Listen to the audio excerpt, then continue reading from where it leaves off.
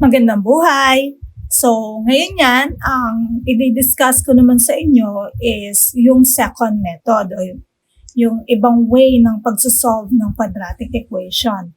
And this is by factoring. So, itong factoring na to, hindi na bago sa inyo to kasi ito ay na-explain na or na-discuss na noong grade 8 kayo. So, ang gagawin na lang natin dito is magbibigay na lang ako ng mga tips kung paano mag-factor ng isang trinomial.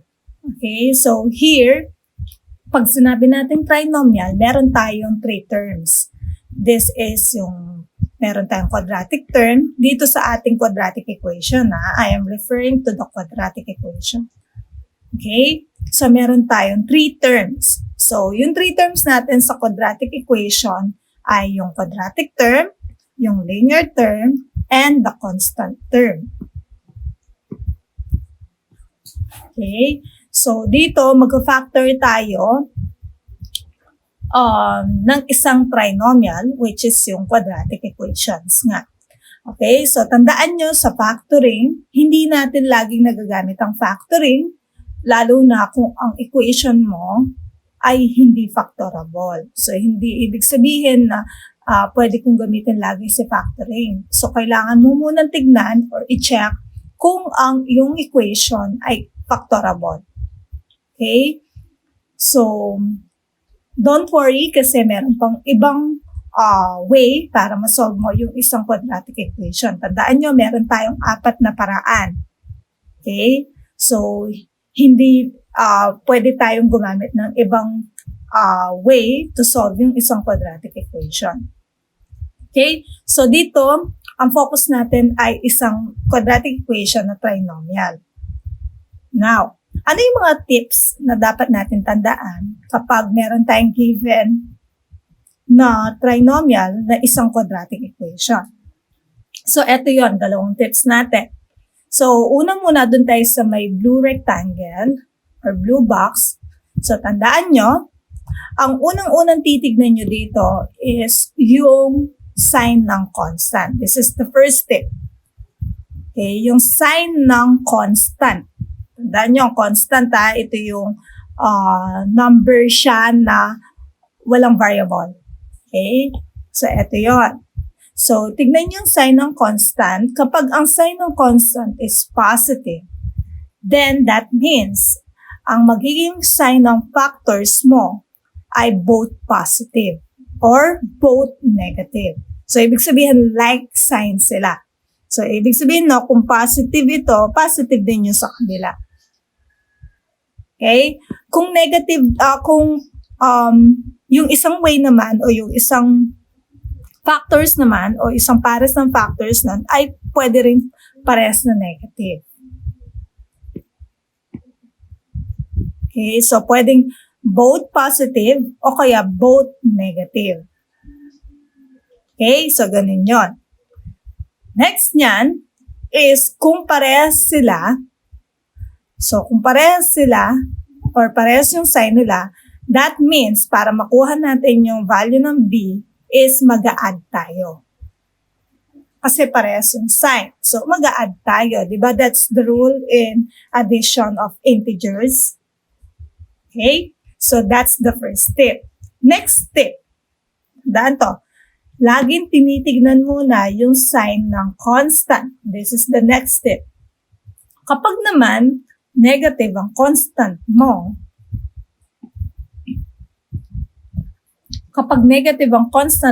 then that means magkaiba ang sign ng factors mo.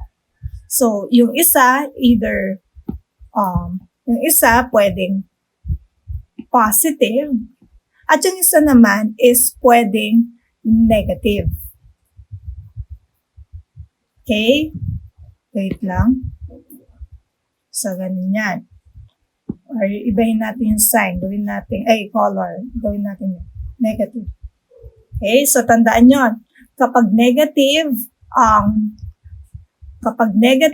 ang C mo o yung constant mo, then ang ibig sabihin nun, ang magiging sign ng factors mo ay positive at saka negative. So, unlike sila. Hindi katulad sa tip number 1. Okay, so since magkaiba yung sign nito, dahil magkaiba yung sign ng factors ng C, para makuha natin si B is, ang gagawin natin is magsasubtract tayo. Yun ang rule kapag magkaiba yung sign. Okay, so now let us continue. So take note, laging tatandaan, kapag nagsosolve kayo ng quadratic equation na trinomial, kailangan laging nasa standard form. Okay, tandaan yon, dapat naka-standard form. Pag standard form, lahat ng terms mo ay nasa left side ng equation. So, yung quadratic term mo, magkakasama, at saka yung linear term mo and the constant term. So, nasa left side sila ng equation. Ayan. Sama-sama sila. Ang maiwan doon sa right side ay 0. Okay, this is the standard form. So, lagi mo munang i-check kung naka-standard form. Now, let's have this example.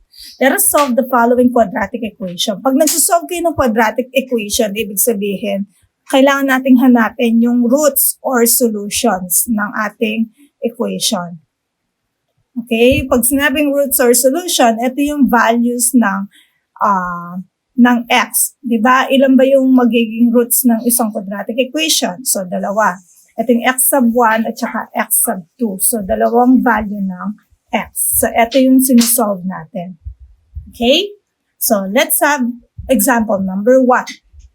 So, let us solve. Let us show our solution here. So, check muna natin kung naka-standard form na yung ating equation. So, we have ax squared plus bx plus c. Ayan. So, ito yung quadratic term natin, ito yung linear term natin, and the constant. So, nakaayos sila. Okay? So, ngayon yan, solve natin. So, unang-unang i-check dyan, ang titignan natin is the sign of the constant. So, ano ang sign ng constant? Ang sign ng constant is positive. So, that means, dahil ang sign ng constant is positive, lalagay ko na ito para mamaya mag-insert na lang ako ng sign. Okay? O isusulat ko na lang yung sign nila. Okay? So, balik tayo doon sa kanina. So, ang sign nito is positive. So, that means, okay, either both positive, yung dalawang factors, or both negative yung dalawang factors. Pipili lang yan tayo dito sa dalawa, depende sa sign ng B. Okay, ngayon, check naman natin yung sign ng B. Ano ang sign ng B? Para alam ko kung alin sa dalawa ang pipiliin ko. Ang sign ng B is positive. So, ibig sabihin, ang pipiliin natin dito is both positive. Kasi ang sign ng B is positive. Ito yan. Okay? So, ang magiging sign nito is both positive. So, ganun lang yon. Okay, next yan. Anong gagawin natin? Bali itong sa right side natin, dito yung parang scratch paper ko, no? So, next na ang gagawin natin is kunin natin yung factors ng B. Ay, ng C, rather. Okay, yung factors ng C.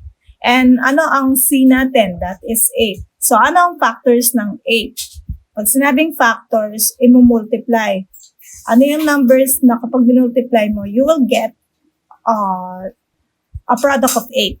So, that is 1 times 8. Ano pa? 2 times 4. Right? Meron pa ba? 3, 4, wala na. So, yung 4 nandun na. Okay, so, this means, meron tayong dalawang pairs of factors. Now, alin sa dalawang pares na to ang ilalagay natin dito? Okay? Is it 1 at saka 8? Or 2 and 4? So, syempre, malalaman natin yan sa B. So, since parehas ang sign, dahil parehas ang sign na ginamit natin, mag-a-add tayo. Di ba? Sinabi natin, kapag parehas ang sign, mag-a-add. So, kapag in-add ko yan, alin sa mga pares na to ang makakakuha ko ng 6? Saan nanggaling yung 6? Magagaling yan dito sa B. Okay? So, dito, ang pares ng factors na makakakuha ko ng 6 ay yung 2 and 4. So, ibig sabihin, ang ilalagay ko niyan dito is 2 at saka 4. O kaya, pwedeng 4 and 2. Okay? So, pwedeng baligtad dyan. Wala namang problema doon. Okay, so nakuha na natin yung factors niya.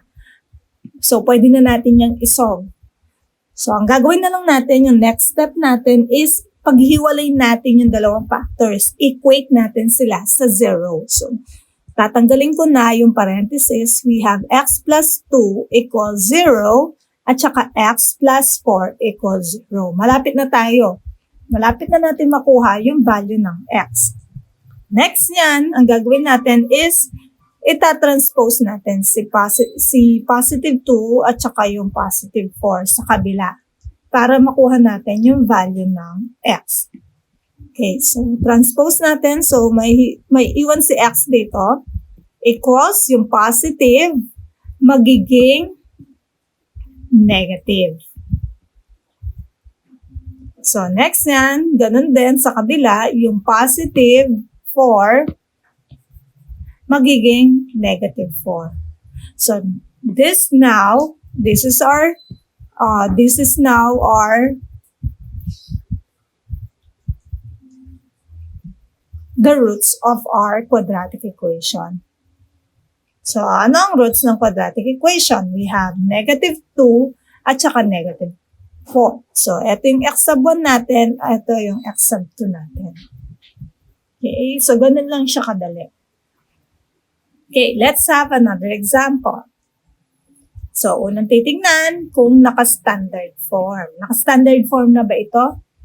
No, hindi pa. So, kailangan nating ilipat yung 7x sa left side. Mauna siya sa 12 kasi this is a linear term. Okay, so rewrite lang natin siya in standard form. So, we have x squared. This is the quadratic. This is positive. So, magiging negative 7x na siya kasi nilipat natin siya. Plus 12 equals 0. So, ito na yan yung gagamitin nating equation, ha? Wait. Palitan natin. Ito na yan yung gagamitin nating equation. Okay, now, let's proceed.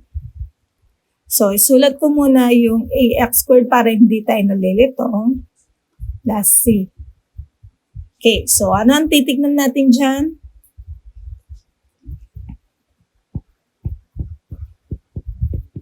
Okay, first na titignan natin or i-check natin is yung value ng c. So, yung value, the sign of c. So, ang sign ng c dito is positive. Okay? So, dahil positive yan, sulat ko muna ito. Dahil positive yan, it means pwedeng parehas na positive or parehas na negative. So, alin sa dalawa ang gagamitin natin? Is it positive or both negative? So, let us check dun sa let us check dun sa sign ng B. So, the sign of B is negative. Kaya ang pipiliin natin, ay yung parehas na negative. So, eto yun. So, ang magiging sign niya ay both negative.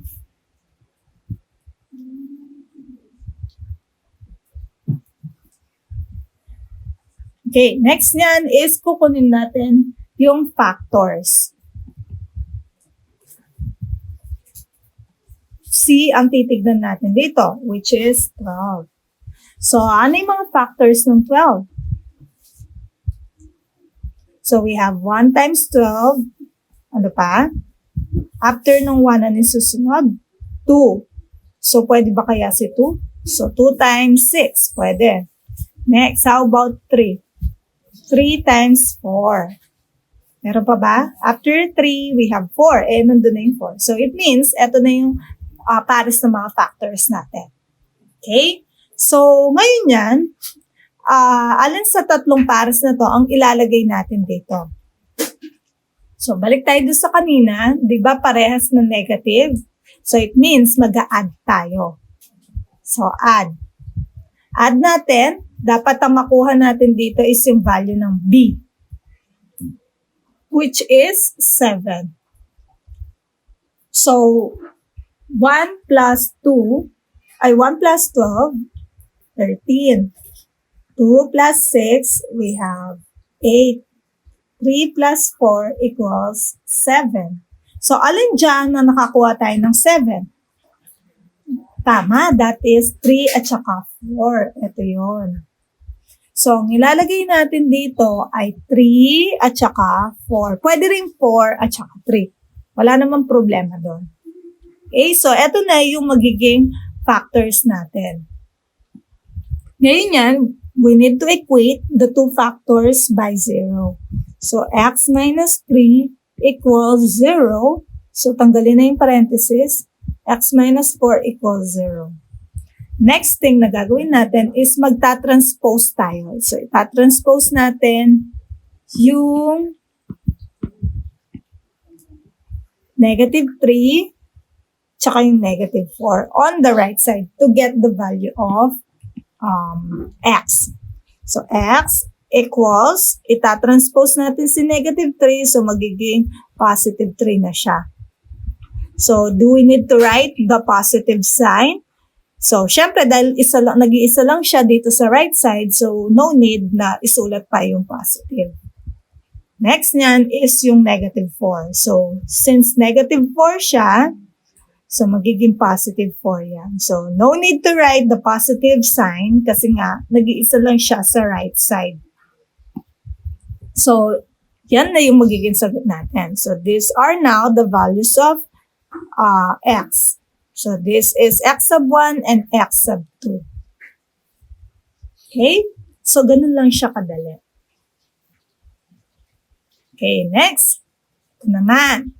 Yung kanina, yung numbers 1 at saka numbers 1 and 2, ito yung nasa first step natin. Now, let's have the second tip. Paano kapag ang C natin is negative? Okay, so unang titignan is kung naka-standard form. So, naka-standard form na yan. Naka-S form na siya. So, no need na gawin pa natin siyang standard form. Okay, now, tingnan natin yung sign ng C. Sulat natin, para hindi kayo nalilito, sulat nyo muna yung standard form. Yan. So, yung C natin is negative. So, since C ay negative, ibig sabihin nun, unlike sign. So, ibig sabihin nun, unlike sign yung ating factors. Okay? So, kung isusulat ko siya dito, unlike sign siya. So, we have positive at saka negative. Pwedeng mauna yung negative tas positive. Pero mamaya, careful kayo sa factors kung saan nyo ilalagay. Okay? So, next na gagawin natin is we're going to find yung factors ng 18. So, factors ng 18, factors yung ng 18. So, what are the factors of 18? 1 times 18, follow, ano yung susunod sa 1? That's 2. 2 times 9, right? 2 times 9 is 18. 3 times 6. Yes. Ano pa ba? 4. Pwede ba si 4? Hindi. 5, hindi rin. 6. Meron na. Ito na. So, ibig sabihin, yun na yung lahat ng factors natin once na umulit yung numbers. Okay, next.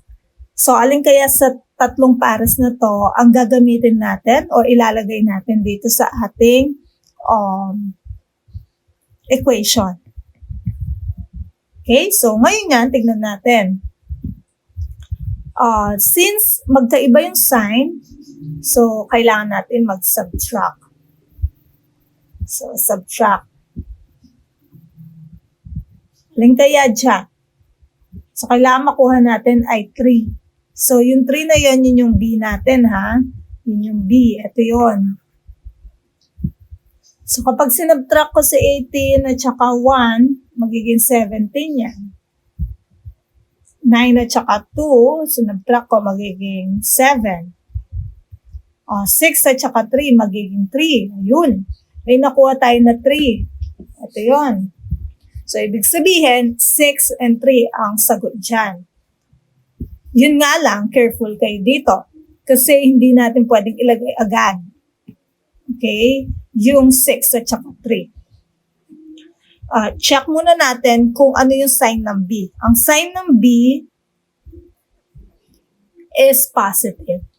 So, ibig sabihin, yung malaking number or malaking factor, yun yung positive. So, alin sa dalawang ito ang gagamitin natin? Okay, yung 6. So, ilalagay natin si 6 dito sa positive. Kasi nga yung B natin is positive. So, yun yung susundan niya. Next yan, yung 3 niyan, ilalagay natin siya sa negative. Okay? So, ganun lang yun. Next niyan is equate natin yung dalawang factors sa 0. So, transpose natin yung negative, yung positive 6 sa kabila, tsaka yung negative 3 sa kabila. So, we have x is equal to, ito magiging negative 6 pag transpose, at ito magiging positive 3 pag transpose. So, hindi ko na kailangan lagay yung positive. Pero yung negative, kailangan ko siyang ilagay kasi negative. Ayan. So, these are now the values of x or yung tinatawag nating roots or solution. Okay? I hope naintindihan niyo yon. Next. Okay. So, ito naka-standard form na siya. It's in the form of ax squared plus bx plus c equals 0. Yan. Unang titignan natin. Okay, let us check the value of c or the sign of c. So, the sign of c is negative. So, dahil negative yan, that means positive at saka negative yung magiging sign ng factors natin. So, x, lagay ko na either positive or negative. Yan yan. So, since positive, negative yan, subtract yan, ha? Tandaan. Okay, next na gagawin natin is get the factors of 20. So, ano yung mga factors ng 20? 1 and 20, 2 and 10, 2 times 10, 20. 1 times 20, 20. Ano pa ba? 3. Hindi pwede si 3, si 4. 4 times, 5. Okay? So, eto na lahat ng factors ng 20. So, pipili na lang tayo dyan kung alin sa mga yan ang gagamitin natin, ilalagay natin dito. Okay? So, para mapili natin, tingnan natin yung B. Ito yon. So, yung B natin, the value of B is, this is invisible 1. yung value ng B natin. So, ibig sabihin, dito, magsasubtract tayo, di ba? Kasi unlike sign sila. So, kailangan makuha natin is 1. So, alin sa mga yan na makakakuha tayo ng 1? So, 20 at saka 20 minus 1, that is 19. 10 minus 2, that is 8. 5 minus 4, that is 1. Ayun. So, nakita na natin. Oops. Ito yun. Ngayon, hindi natin yung basta-basta ilalagay. Tignan muna natin kung ano ang sign ng B. Ang sign ng B is negative 1. Right? So, since negative 1 yan, yung negative niyan, yun yung may pinakamalaking number. So, ilalagay natin yung malaking factor dun sa negative. So, yung 5 niyan, ilalagay natin siya dito. At yung 4, sa kabila siya. Ganun siya. Sinusundan ng pinakamalaking number o pinakamalaking factor yung sign ng B. Okay? So, next thing, dahil nakuha natin factors, we will just equate the factors by 0. So, we have x plus 4 equals 0 and x minus 5 equals 0. So, transpose natin yung positive 4 sa kabila at saka yung negative 5 sa kabila. So, the answer here is x is equal to negative 4. Ito yung negative magiging positive. So, x equals to positive 5. So, eto na yung mga factors natin or eto na yung mga roots or solutions natin. So, x sub 1 tsaka x sub 2. Okay, I hope naintindihan nyo yun. Okay, next, let's have the 2 remaining examples. Okay? So, check muna natin if naka-standard form. So, this one, hindi siya naka-standard form. So, kailangan na natin ilipat ito. Yung constant. This is constant. Tama? Constant term. So, sa dulo siya. So, rewrite lang natin yan. We have m squared plus 12m. Dahil negative siya, magiging positive 36. Yan. This is the S form.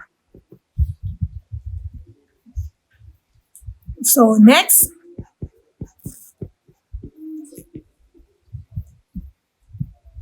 Okay, so tignan natin. Lagay ko muna to.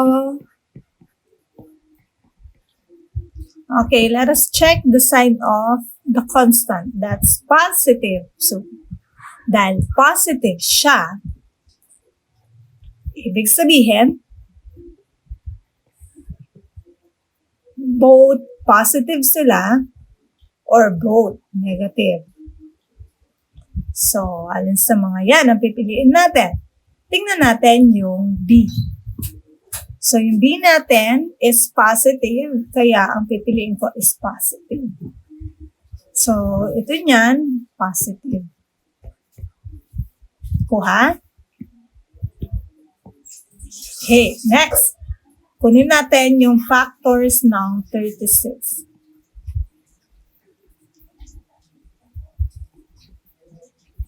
So, ano yung mga factors ng 36? We have 1 times 36, 2 times,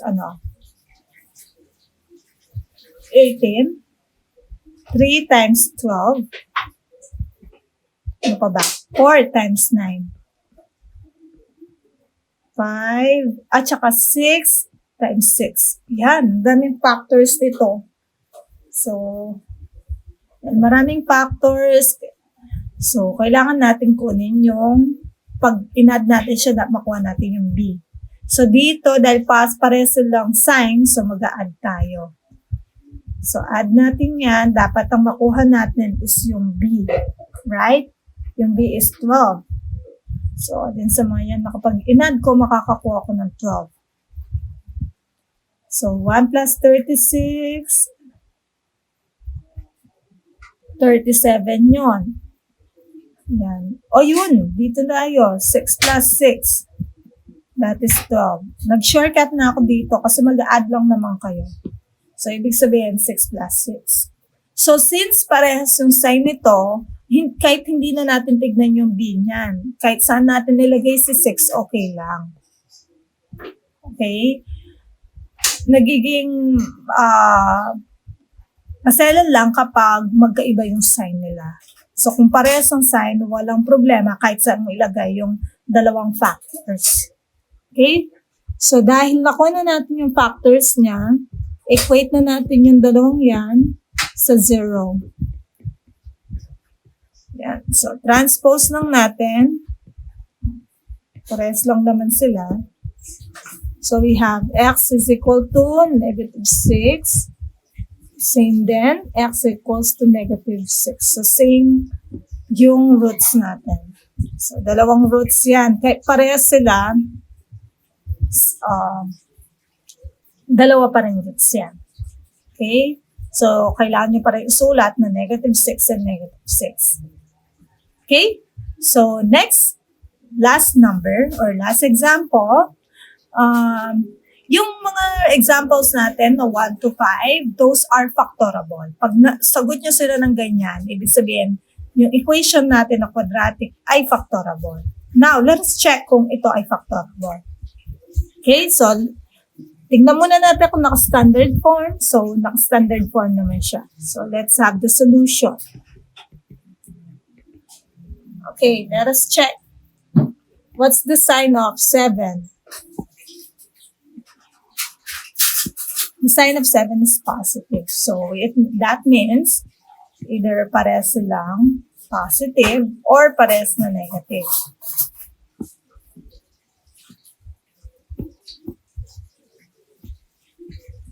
Yan. So, mag-a-add tayo dito, ha? Add. Okay.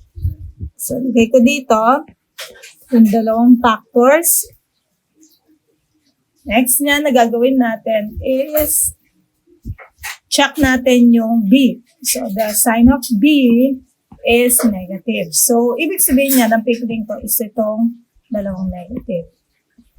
So, negative, negative. Okay, next. Let us get the factors of C, which is 7. So, 1 times 7 equals 7. Meron pa ba? Wala na, yun lang. So, nag-iisa lang yung factors niya. So, dito, 1 and 7. So, mag-a-add tayo. Add natin yan. Dapat ang makuha natin is 5. So, 1 plus 7, that is 8. So, hindi natin nakuha yung 5. Tama? So, it means, hindi natin nakuha. Ibig sabihin nun, hindi ito factorable. So, this is not factorable.